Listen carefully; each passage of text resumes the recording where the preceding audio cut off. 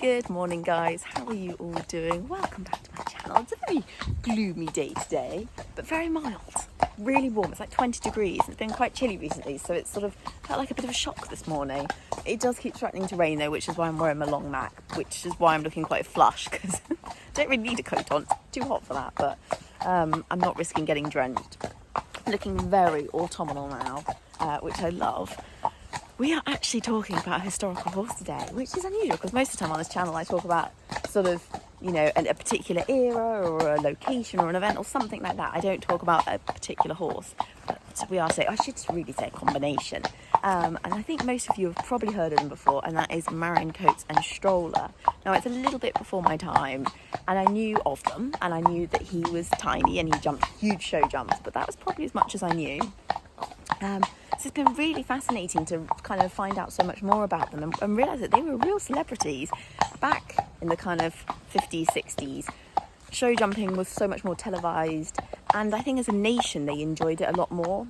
And so these two, Marion and Stroller, were real celebrities. They were on the news a lot. People loved coming to meet them, and yeah, I mean, what they achieved was unreal. I mean, phenomenal. Both of them. So I think you will enjoy this vlog. Before I get into telling you a bit more about Marion and Stroller, I just want to remind you guys that on my main YouTube channel, EJM Equestrian, there's at least 10 history videos on there. So if you've finished all the ones on historical horses, head over to there and have a little look on there because there's some really good ones.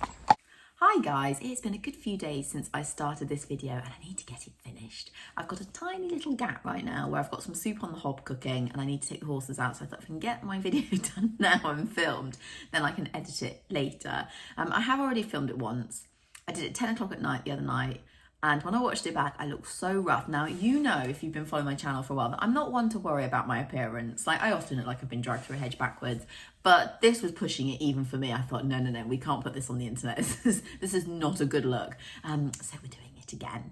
Anyway, let's crack on to find out a bit more about Marion and Stroller. So he was just over 14'2", and his character was very much of a horse. Everyone said that he was, you know, he wasn't actually that pony-like, only in his sort of stature. Everyone was saying his temperament, his character, even his conformation was very horse-like.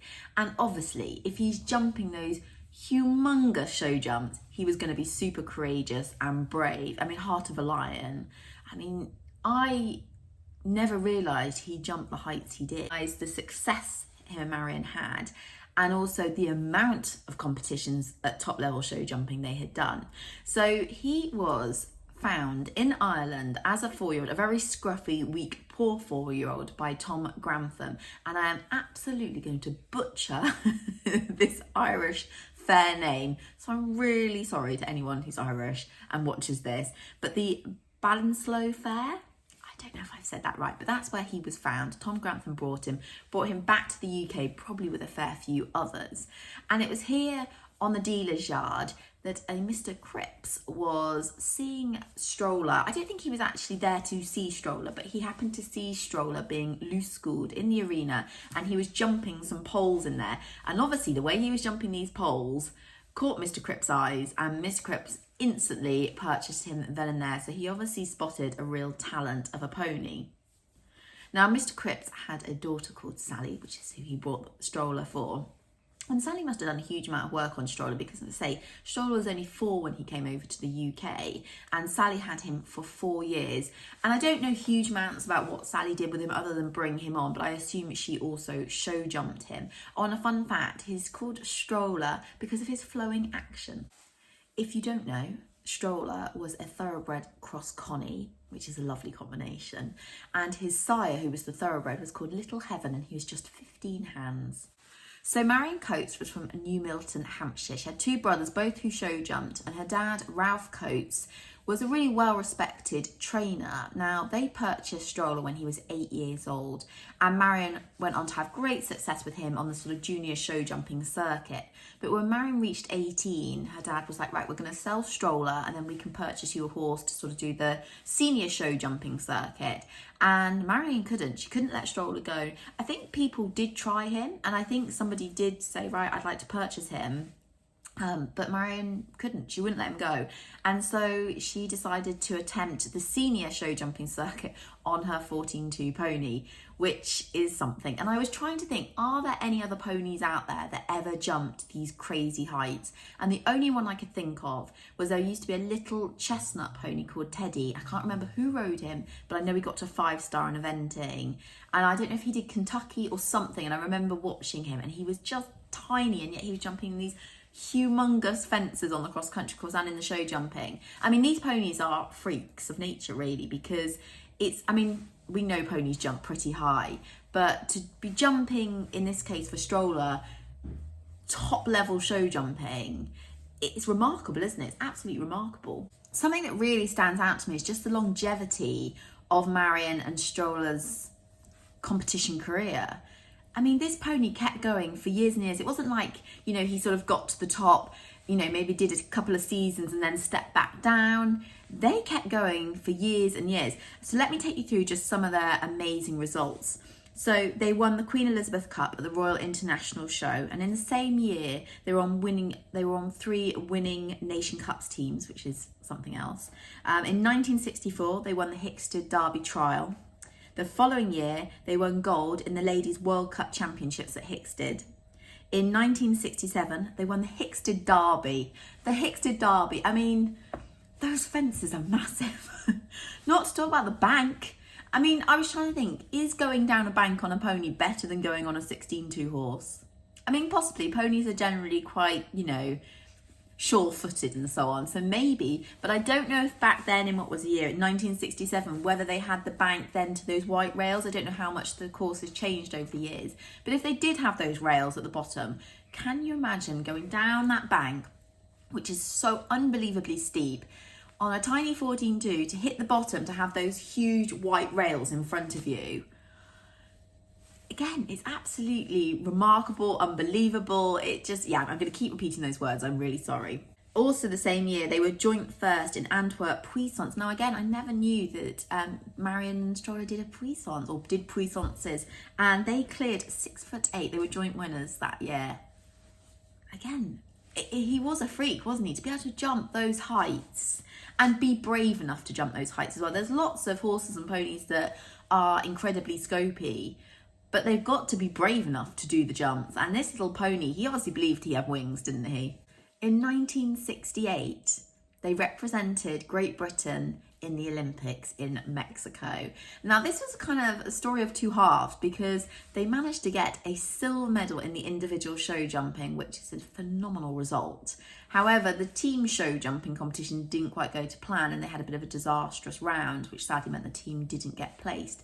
However, there was a reason for this, and this is that poor Stroller had a sort of cracked, infected upper tooth, and they couldn't remove the tooth. They only sort of found this out just before the competition, and they couldn't remove it so close to the Olympics. So he was put on painkillers, and he had to just go as he was. Obviously back then, I don't know if it was still run under FEI rules or whatever, but obviously weren't quite so fussy, because it definitely clearly said that he was on painkillers, but you could certainly not do that nowadays. So when they got home from the Olympics, it said they were parading around their local village with their medal, allowing everyone to see what they had achieved, which must have been such an amazing spectacle. You can imagine this little 14.2 pony that is so unbelievably plucky and brave, has the courage of an army, and there was him and Marion showing what they had achieved. And again, I just think their relationship, their bond, was something else, because that pony couldn't have jumped those huge heights if he didn't have a rider that absolutely believed in him. The World of Sport was recognising how incredible Marion was as a rider, and she actually came third in Sports Personality of the Year twice, and it was in, got to find the dates, 1965 and 1968, and she was also Sportswoman of the Year, but I couldn't find out the date of that, which was a real shame. They also won the Hamburg Derby in 1970, so a little bit like the Hickstead Derby. They won that, as well as being lead show jumpers at Hoys. They were also in 1971 British champions at Hickstead. So again, the longevity of Stroller and just a phenomenal amount of success. You know, this wasn't one or two kind of fluke wins. This was consistent high-end placings, which again just makes you see just how remarkable this combination was. Now, Stroller lived to 36, which is a fabulous age, and he is buried on a golf course now. It wasn't a golf course back then, at Barton-on-Sea. And there's actually a headstone out there that says this was where Stroller was buried. And what's lovely is the golf course has kept this. They've also named a tee after him. So there is a Stroller tee. Now, the reason he is buried on a golf course was obviously back then it wasn't a golf course.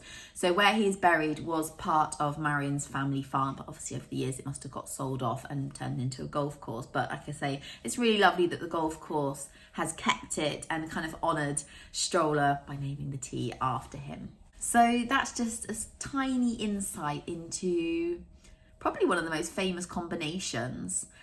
They really were TV celebrities as well. They really were. I mean, I've already mentioned, but back then, I think show jumping was loved far more by the nation. You know, we still love show jumping to this day, but I think it's very much loved more by just equestrian people. Whereas back then, you know, whether you owned a horse or not, people really got behind the equestrian sport, which I think is a real shame that we've kind of lost that. And you will know just from the fact that, you know, barely anything is shown on TV now. You know, back then, Hoys, Olympia, even eventing, I remember seeing like Gatcombe would be on the telly, all of Burley, all of badminton, literally any sort of top level show jumping or eventing was shown on the TV, and it's just not that way anymore, is it? And it's such a shame that we've lost that. But yeah, this pair, this combination were extraordinary. Thank you so much for watching, guys, and see you again soon.